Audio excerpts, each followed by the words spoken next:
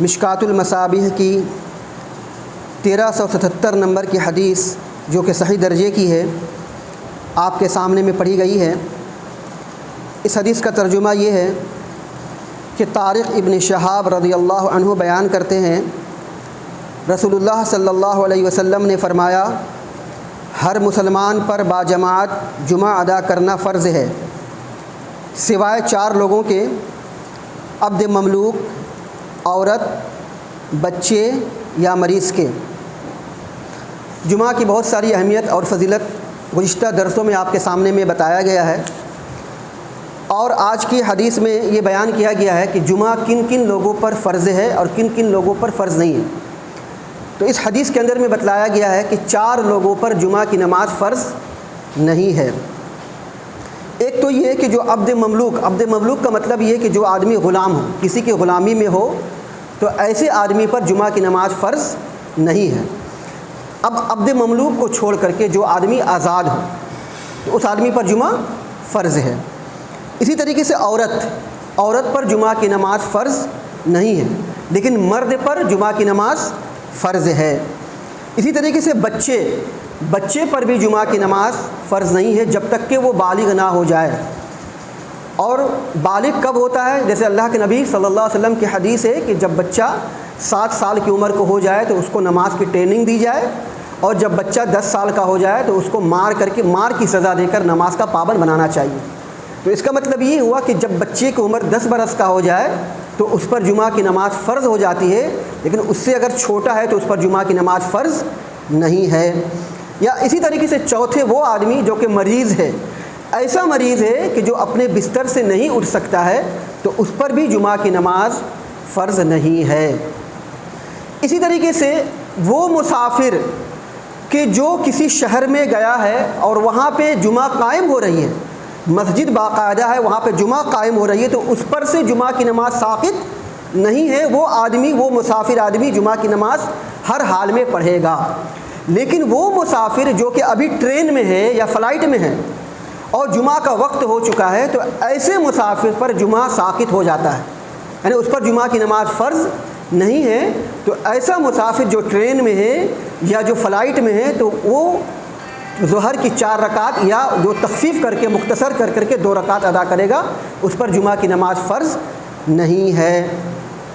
اسی طریقے سے ایک اور مسئلہ دیکھ لیجئے کہ اکثر یہ سوال میں آتا ہے کہ ایک آدمی ہے کہ جو کسی جگہ نوکری کر رہا ہے، ایسی جگہ پہ نوکری کر رہا ہے کہ جہاں پر دور دور تک کوئی مسجد نہیں ہے، اور اس کو ظہر کے وقت میں صرف مختصر آدھے گھنٹے یا 1 گھنٹے کی چھٹی ملتی ہے۔ اب وہ جمعہ کے دن جب وہ بہت دور جائے گا اور آئے گا تو ظاہر سی بات ہے وہ اس کو تاخیر ہو جائے گی، اس کو اپنی کمپنی میں یا اس کو ملازمت سے ہاتھ دھونا پڑے گا۔ تو ایسی صورت میں وہ آدمی کیا کرے گا؟ تو ایسے شخص کے لیے حکم یہ ہے کہ اگر اس کمپنی میں یا اس جگہ پہ 2 مسلمان ہوں تو 2 مسلمان کو چاہیے کہ وہ مسجد نہ جا کر کے، جو کہ بہت دور ہے، اسی جگہ پہ کسی جگہ پہ جو پاک جگہ ہو وہاں پہ 2 آدمی مل کر کے جماعت بنا لے اور جمعہ کی نماز پڑھ لے، انشاءاللہ ان کو جمعہ کا ثواب مل جائے گا۔ لیکن اگر اللہ نہ کرے ایک بھی مسلمان نہیں ہے، اکیلا واحد ایک مسلمان ہے جو کہ معذور ہے، مسجد کافی دور ہے اور اس کو جانے آنے میں مشقت ہے، تکلیف ہے، تو ایسی صورت میں اس پر سے بھی جمعہ کی نماز ساقط ہو جاتی ہے۔ ایسا آدمی ظہر کی 4 رکعت پڑھے گا، لیکن انشاءاللہ سبحانہ و تعالیٰ اس کو اللہ کی ذات سے امید رکھنی چاہیے، وہ معذور ہونے کی وجہ سے اس کو جمعہ کا ثواب ملے گا۔ اسی طریقے سے ایک اور آدمی ہے کہ جو جمعہ کے وقت میں مسجد آ رہا ہے، لیکن امام صاحب نے 1 رکعت ادا کر لیا ہے، اس کو 1 رکعت ملتی ہے۔ تو حدیث کے مطابق جس آدمی کو 1 رکعت مل رہی ہے تو اس کو جمعہ کی نماز اس کو مل گئی۔ چنانچہ ایک حدیث دیکھیے، ابو ہریرہ رضی اللہ تعالیٰ عنہ سے روایت ہے کہ رسول اللہ صلی اللہ علیہ وسلم نے فرمایا، جو شخص نماز جمعہ کی 1 رکعت پالے تو اس نے نماز پالی، یعنی اگر اس کو 1 رکعت مل جاتی ہے تو اس کو جمعہ کی پوری نماز کا ثواب ملے گا۔ لیکن ایک ایسا آدمی ہے کہ جو مسجد میں آتا ہے اور امام صاحب نے 2 رکعت ادا کر لیا ہے، امام صاحب نے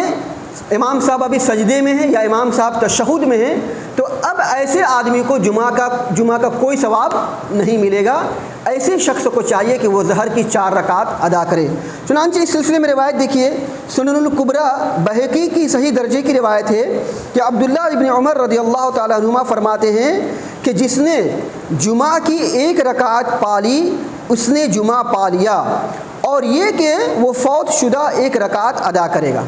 تو اس میں بھی یہ ہے کہ اگر 1 رکعت اس نے جمعہ کی پا لی ہے تو گویا کہ اس نے جمعہ کی نماز کو پا لیا ہے، لیکن اگر دونوں رکعت اس سے چھوٹ گئی ہے تو اب ایسے شخص کو جمعہ کا کوئی ثواب نہیں ملے گا۔ ایسے شخص کو چاہیے کہ وہ ظہر کی 4 رکعت ادا کرے۔ ہمارے یہاں یہ دیکھا جاتا ہے کہ جو آدمی مسجد میں آیا اور جمعہ کے دن میں اور امام صاحب تشہد میں ہے تو وہ آدمی تشہد میں شامل ہو جاتا ہے